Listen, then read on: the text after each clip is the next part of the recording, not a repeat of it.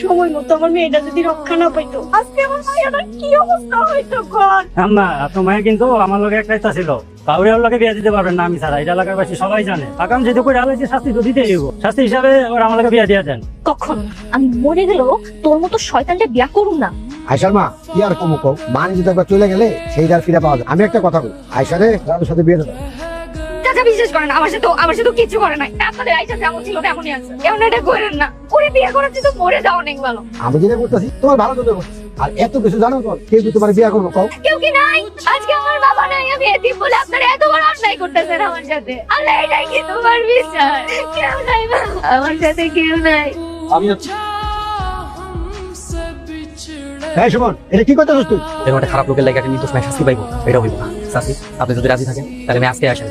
আমার কি আপত্তি থাকবো?